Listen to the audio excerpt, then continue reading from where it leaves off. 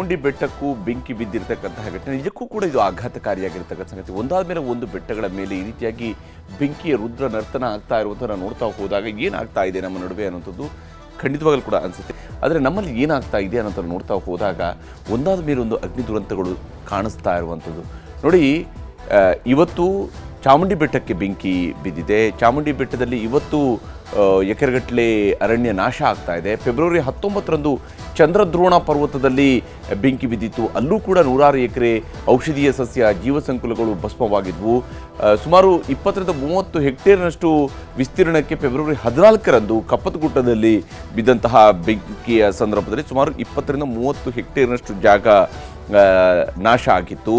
ಇನ್ನು ಫೆಬ್ರವರಿ 10ರಂದು ಮಂಡ್ಯದಲ್ಲಿ 350 ಎಕರೆಯಷ್ಟು ಅರಣ್ಯ ನಾಶ ಆಗಿರುವಂಥದ್ದು, ಭಸ್ಮ ಆಗಿರುವಂಥದ್ದು ಕರಿಘಟ್ಟಕ್ಕೆ ಬಿದ್ದಂತಹ ಬೆಂಕಿಯಲ್ಲಿ. ಜನವರಿ 25ರಂದು ಚಾರ್ಮಾಡಿ ಘಾಟ್ನಲ್ಲಿ ನಡೆದಿರ್ತಕ್ಕಂತಹ ಬೆಂಕಿ ದುರಂತ, ದಗದಗನೆ ಹೊತ್ತಿರುವಂತಹ ಅರಣ್ಯದ ದೃಶ್ಯವನ್ನು ನಾವು ಅಲ್ಲಿ ಕೂಡ ನೋಡಿದ್ವಿ. ಹಾಗೆಯೇ ಜನವರಿ 20ರಂದು ಕೂಡ ಚಾರ್ಮಾಡಿ ಘಾಟ್ನಲ್ಲಿ ಅಗ್ನಿ ದುರಂತ ಸಂಭವಿಸಿತು. ಅಲ್ಲೂ ಕೂಡ 16 ಎಕರೆಗೆ ಬೆಂಕಿ ವ್ಯಾಪಿಸಿಕೊಂಡಿತ್ತು. ಜನವರಿ 13ರಂದು ಬಂಡೀಪುರದ ಅರಣ್ಯಕ್ಕೆ ಬೆಂಕಿ ಬಿದ್ದಿತ್ತು. ಅಲ್ಲೂ ಕೂಡ ಅರಣ್ಯ ಇಲಾಖೆಯ ಸಿಬ್ಬಂದಿ ಹರಸಾಹಸಪಟ್ಟು ಆ ಅಗ್ನಿಯನ್ನು ನಾಶಪಡಿಸುವಂತಹ ಪ್ರಯತ್ನವನ್ನು ಮಾಡಿದರು. ಅಪಾರ ಪ್ರಮಾಣದಲ್ಲಿ ಸಸ್ಯ ಸಂಪತ್ತು ಅಲ್ಲೂ ಕೂಡ ನಾಶ ಆಗಿದೆ. ಜನವರಿ 9ನೇ ತಾರೀಕಿನಂದು ಕಳಸ ತಾಲೂಕಿನ ಆನೆಗುಡ್ಡಕ್ಕೆ ಬೆಂಕಿ ಬಿದ್ದಿತ್ತು. ಅಲ್ಲೂ ಕೂಡ ಸಸ್ಯ ಸಂಪತ್ತು ಭಸ್ಮ ಆಗಿರುವಂತಹ ದೃಶ್ಯವನ್ನು ನಾವು ನೋಡ್ತಾ ಇದ್ವಿ. ಯಾಕೆ ಇದನ್ನು ತೋರಿಸ್ತಾ ಇದ್ವಿ ಅಂತ ಹೇಳಿದರೆ, ಕಳೆದ 2 ತಿಂಗಳ ಅವಧಿಯಲ್ಲಿ ಎಷ್ಟು ದುರಂತಗಳು ಹಾಗಾದರೆ ನಮ್ಮಲ್ಲಿ ಸಂಭವಿಸಿದಾವೆ. ದೊಡ್ಡ ದುರಂತ ಆಗಿಲ್ಲ ಅಂತ ಹೇಳ್ಕೊಂಡು ಕೈಕಟ್ಟಿ ಕೂತ್ಕೊಳ್ಳುವಂಥದ್ದಲ್ಲ. ನಿಜಕ್ಕೂ ಕೂಡ ಈಗ ಆಗಿರುವಂತಹ ಅಗ್ನಿ ದುರಂತಗಳಿದಾವಲ್ಲ, ಇವು ಎಚ್ಚರಿಕೆಯ ಗಂಟೆಗಳು. ನಾನು ಅದಕ್ಕೆ ಆರಂಭದಲ್ಲಿ ಹೇಳಿದೆ, ಲಾಸ್ ಏಂಜಲೀಸ್ ಮಹಾನಗರ ಹೇಗೆ ಸುಟ್ಟು ಹೋಗಿದೆ ಅನ್ನೋದು ನಮ್ಮ ಕಣ್ಣ ಮುಂದೆ ಇರುವಂಥದ್ದು. ಹಾಗಾದರೆ ಬೆಂಕಿಯ ಕಾರಣಗಳು ಏನೇನು ಅನ್ನೋಂಥ ನಾವು ನೋಡ್ತಾ ಹೋದಾಗ ಭಾಳ ಮುಖ್ಯವಾಗಿ ಬೇಸಿಗೆಯಾಗಿರುವಂತಹ ಕಾರಣಕ್ಕಾಗಿ ಎಲೆಗಳು ಉದುರೋದ್ರಿಂದಾಗಿ ಸಹಜವಾಗಿಯೇ ಅಲ್ಲಿ ಬೆಂಕಿ ಬಿದ್ದಾಗ ಈಸಿಯಾಗಿದ್ದು ಸ್ಪ್ರೆಡ್ ಆಗುತ್ತೆ. ಆದರೆ ಬೆಂಕಿ ಬೀಳ್ತಾ ಇದೆಯಲ್ಲ, ಬಿಸಿಲಿನ ಝಳಕ್ಕೆ ಒಮ್ಮೆಲೆ ಹೊತ್ತಿಕೊಳ್ತಾ ಇರುವಂತಹ ಬಿದಿರು ಕೂಡ ಭಾಳ ಮುಖ್ಯವಾದಂಥ ಒಂದು ಕಾರಣ ಆಗುತ್ತೆ. ಆದರೆ ಇಲ್ಲಿ ನೈಸರ್ಗಿಕ ಬೆಂಕಿಗಿಂತಲೂ ಕೂಡ ಮಾನವ ಸೃಷ್ಟಿಯ ಬೆಂಕಿ ಜಾಸ್ತಿ ಆಗ್ತಿದೆ. ಇಲ್ಲಿ ಯಾರು ಬೆಂಕಿ ಹಚ್ಚಿದ್ದಾರೆ ಅನ್ನೋದು ಸಿಗ್ತಾ ಇಲ್ಲ. ಆದರೆ ಬೆಂಕಿ ಬಿದ್ದಿರುವ ಪ್ರದೇಶಗಳನ್ನು ನಾವು ಗಮನಿಸಿದಾಗ ಜನರು ನಡ್ಕೊಂಡು ಹೋಗುವಂಥ ಅಥವಾ ವಾಹನಗಳಲ್ಲಿ ಹೋಗ್ತಾ ಇರುವಂಥ ಪ್ರದೇಶದ ಸಮೀಪದಲ್ಲಿನೇ ಇದ್ದಾವೆ. ಕಿಡಿಗೇಡಿಗಳಲ್ಲೇ ಬೆಂಕಿ ಬೀಳಿರುವಂಥದ್ದು ಹೆಚ್ಚಾಗಿ ಗೋಚರಿಸ್ತಾ ಇರುವಂಥದ್ದು ಈ ಪ್ರಕರಣಗಳನ್ನು ಗಮನಿಸ್ತಾ ಇರುವಂತಹ ಸಂದರ್ಭದಲ್ಲಿ ಗೋಚರಿಸ್ತಾ ಇರುವಂಥದ್ದು. ರಾಸುಗಳಿಗೆ ಹೊಸ ಮೇವು ಬರಬೇಕು ಅನ್ನುವಂತಹ ಕಾರಣಕ್ಕಾಗಿ ಈ ರೀತಿಯಾಗಿ ಬೆಂಕಿ ಹಚ್ಚುವಂತಹ ಮೂರ್ಖತನವನ್ನು, ಶತಮೂರ್ಖತನವನ್ನು ಅನೇಕರು ಬೆಳೆಸ್ಕೊಂಡಿದ್ದಾರೆ. ಪ್ರವಾಸಿಗರು ಬೀಡಿ ಸಿಗರೇಟ್ ಹಚ್ಕೊಂಡು ಬಿಸಾಡುವಂತಹ ಬೆಂಕಿ ಕಡ್ಡಿದೆಯಲ್ಲ, ಇದು ಬಹಳ ದೊಡ್ಡದಾದಂಥ ಕಾರಣ ಆಗ್ತಾ ಇದೆ ಅರಣ್ಯದಲ್ಲಿ ಬೆಂಕಿ ಬೀಳೋದಿಕ್ಕೆ. ಈ ರೀತಿಯಾದಂತಹ ದುರಂತಗಳು ಕಾರಣ ಆಗ್ತಾ ಇದ್ದಾವೆ. ಅರಣ್ಯ ಸಿಬ್ಬಂದಿ ನಡುವಿನ ಸಂಘರ್ಷದಿಂದಲೂ ಕೂಡ ಕೆಲವೊಮ್ಮೆ ಬೆಂಕಿ ಹಚ್ಚಿಕೊಂಡಿರುವಂತಹ ಪ್ರಸಂಗಗಳೂ ಕೂಡ ನಮ್ಮ ರಾಜ್ಯದಲ್ಲಿ ನಡೆದಿರುವಂಥದ್ದಿದ್ದಾವೆ. ಹೀಗಾಗಿ ಈ ಕಾರಣಗಳನ್ನು ಅಡ್ರೆಸ್ ಮಾಡುವಂತಹ ಜವಾಬ್ದಾರಿ ಸರ್ಕಾರದ ಮೇಲೆ ಇರುವಂಥದ್ದು. ವಿಶೇಷವಾಗಿ ಇದರ ನಿಯಂತ್ರಣದ ವಿಚಾರಕ್ಕೆ ಬಂದಂತಹ ಸಂದರ್ಭದಲ್ಲಿ ಅರಣ್ಯದಲ್ಲಿ ಪ್ರವಾಸಿಗರ ಮೇಲೆ ನಿಗಾ ಇಡಲೇಬೇಕಾದ, ಇವತ್ತೀಗ ಸಿಬ್ಬಂದಿ ಬಂದು ಬೆಂಕಿ ನಂದಿಸುವಂಥ ಕೆಲಸವನ್ನು ಮಾಡ್ತಾ ಇರ್ತಾರೆ. ಆದರೆ ಇಲ್ಲಿ ಆಗಬೇಕಾಗಿರೋದು ಪ್ರವಾಸಿಗರ ಮೇಲೆ ನಿಗಾ ಇಡಬೇಕಾದಂಥ ಪ್ರಯತ್ನ ಆಗಲೇಬೇಕಾಗಿದೆ. ಮತ್ತು ವಿಶೇಷವಾಗಿ ಈ ಒಂದು ಬೆಂಕಿಗೆ ಸಂಬಂಧಪಟ್ಟಂತೆ ವಾಚರ್ಗಳು ಅವರ ಸಂಖ್ಯೆಯನ್ನು ನಿಗಾ ಇಡುವಂತಹ ಪ್ರಯತ್ನವನ್ನು ಮಾಡಬೇಕಾಗಿರುವಂಥದ್ದು.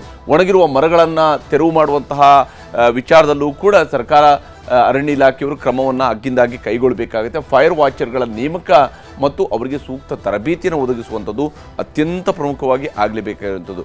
ಯಾಕೆಂದರೆ ವಾಚರ್ಗಳನ್ನು ನೇಮಕ ಮಾಡ್ತಾ ಇದ್ದಾರೆ, ಇಲ್ಲ ಅಂತ ಹೇಳಿಲ್ಲ. ಆದರೆ ಸರಿಯಾದ ಪ್ರಮಾಣದಲ್ಲಿ ಮತ್ತು ಯಾವ ಪ್ರದೇಶಗಳಲ್ಲಿ ಈ ರೀತಿಯಾಗಿ ಬೆಂಕಿ ಬೀಳ್ತಾ ಇರುತ್ತಲ್ಲ, ಅರಣ್ಯ ಸಿಬ್ಬಂದಿಗೆ ಮೂಲ ಸೌಕರ್ಯವನ್ನು ಒದಗಿಸಿಕೊಟ್ಟು ಈ ರೀತಿಯಾದಂತಹ ದುರಂತಗಳು ಸಂಭವಿಸದಂತೆ ಮತ್ತು ಸಂಭವಿಸಿದಾಗ ಅದನ್ನು ತಡೆಯುವಂತಹ ಪ್ರಯತ್ನವನ್ನು ಬಹಳ ಬೇಗವಾಗಿ ಮಾಡುವಂಥದ್ದು ಬೇಕಾಗಿರೋ ಕೆಲಸ.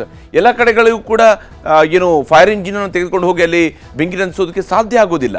ಅಗತ್ಯ ಬಿದ್ದ ಕಡೆಯಲ್ಲಿ ಫೈರ್ ಲೈನನ್ನು ಸ್ಥಾಪನೆ ಮಾಡಲೇಬೇಕಂತ ಅನಿವಾರ್ಯತೆ ಈ ಕಾರಣಕ್ಕಾಗಿದೆ.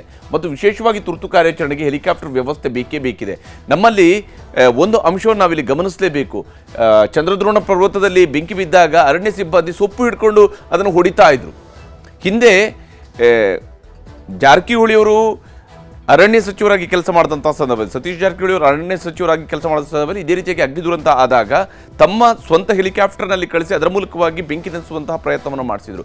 ಆ ರೀತಿಯಾದಂತಹ ಕ್ರಮಗಳನ್ನು ಕೈಗೊಳ್ಳಲೇಬೇಕಾಗಿದೆ. ಇಲ್ಲಿ ಸೊಪ್ಪು ಹಿಡಿದು ಸೊಪ್ಪಿನ ಮೂಲಕವಾಗಿ ಆರಿಸುವಂಥದ್ದು ಈ ಹಳೆ ಮೆಥಡ್ ಮೂಲಕವಾಗಿಯೇ ಆರಿಸುವ ಪ್ರಯತ್ನ ನಡೆದಿದೆ. ಫೈರ್ ವಾಚ್ ಟವರ್ಗಳ ನಿರ್ಮಾಣದ ಅಗತ್ಯತೆಯು ಕೂಡ ಹೆಚ್ಚಿರುವಂಥದ್ದು ಮತ್ತು ಇದನ್ನು ಬಹಳ ಗಂಭೀರವಾಗಿ ತೆಗೆದುಕೊಳ್ಬೇಕು. ಎಲ್ಲೋ ಅರಣ್ಯಕ್ಕೆ ಬೆಂಕಿ ಬಿತ್ತು ಅಂತ ಮರೆತು ಬಿಡ್ತಾರೆ. ಅದರಲ್ಲಿ ಆಗುವಂತಹ ಜೀವ ಸಂಕುಲಗಳ ನಾಶ, ಅರಣ್ಯ ಸಂಪತ್ತಿನ ನಾಶ, ಇದರ ಬಗ್ಗೆ ಸರ್ಕಾರ ಗಂಭೀರವಾಗಿ ತೆಗೆದುಕೊಳ್ಳಬೇಕು. ವಿಶೇಷವಾಗಿ ಅರಣ್ಯ ಇಲಾಖೆಯವರು ಸಫಾರಿ ಪ್ರದೇಶಗಳಲ್ಲೂ ಕೂಡ ಹೈ ಅಲರ್ಟಲ್ಲಿ ಇರಲೇಬೇಕಂತ ಅನಿವಾರ್ಯತೆ ಇದೆ. ಅಧಿಕಾರಿಗಳನ್ನು ಕೇಳಿದರೆ ಎಲ್ಲವೂ ಕೂಡ ಅವ್ರಿಗೆ ಗೊತ್ತಿದೆ.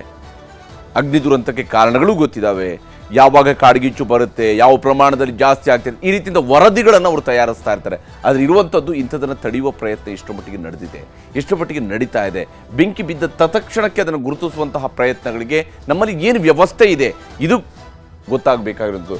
ಅರಣ್ಯದಂಚಿನ ಜನರನ್ನು ವಿಶ್ವಾಸಕ್ಕೆ ತೆಗೆದುಕೊಳ್ಳುವಂಥದ್ದು ಕೂಡ ಬಹಳ ಮುಖ್ಯವಾಗಿ ಆಗಲೇಬೇಕಾಗಿರುವಂಥದ್ದು. ಸೂಕ್ಷ್ಮ ಪ್ರದೇಶಗಳಲ್ಲಿ CCTV ಅಳವಡಿಕೆ ಸಾಧ್ಯನಾ ಅನ್ನುವಂತಹ ವಿಚಾರಗಳಲ್ಲೂ ಕೂಡ ಸರ್ಕಾರ, ಇವೆಲ್ಲವೂ ಕೂಡ ಸರ್ಕಾರದ ಮಟ್ಟದಲ್ಲಿರುವಂತಹ ವರದಿಗಳಲ್ಲೂ ಕೂಡ ಇದ್ದಾವೆ. CCTVಗಳನ್ನು ಕೂಡ ಅಳವಡಿಕೆ ಮಾಡಬೇಕಾಗಿದೆ ಕೂಡ, ಆದರೆ ಆ ಕೆಲಸ ಆಗ್ತಾ ಇಲ್ಲ.